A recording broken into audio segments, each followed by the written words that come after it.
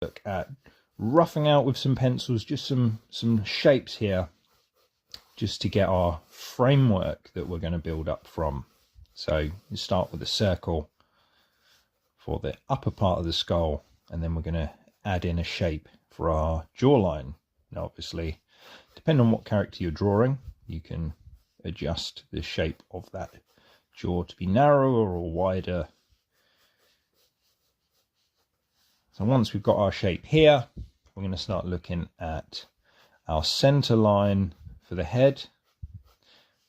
Obviously, this is where our nose is going to be along this line, and right across the middle we're going to draw a line, so somewhere in between the top and the bottom. Because one mistake a lot of people make when they're drawing and they're just beginning is they draw the eyes too high up. Because when you look at a person's face, the eyes are higher up on the face because our hairline will be lower down here. So you imagine the eyes are higher. In fact, the eyes are somewhere sort of in the middle of the skull. So once you've got that central line, you can rough in where your eyes are going to be. Now, general rule, which is quite good to follow, when you're adding the eyes on, kind of leave about an eye's width between them. So if you imagine like a cyclops with one eye in the middle, and that's roughly where the eyes are going to be, either side of that. Now, from that central line here to the chin, I'm going to do another line, which is roughly halfway between the two. And that is where the nose is going to be.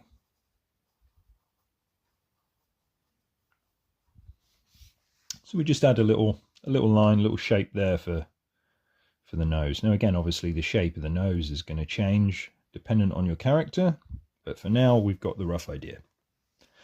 And then between that line and the chin, we're going to do another line, and that's roughly where the mouth is going to be. So again, you've got your skull shape. Halfway across is where the eyes are. Halfway between that and the chin is where the nose will be. And halfway from the nose to the chin is where the mouth will be. Now, another guideline which is good to follow, the ears are usually going to be somewhere between the eyes and the bottom of the nose.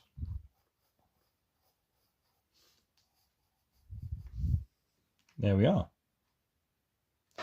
Now you can go ahead and add in the shape of where you want the hair to be. If you're adding hair, that is. You could be drawing Lex Luthor, in which case you won't want to add a hairline. There we are. You can go and add some eyebrows and start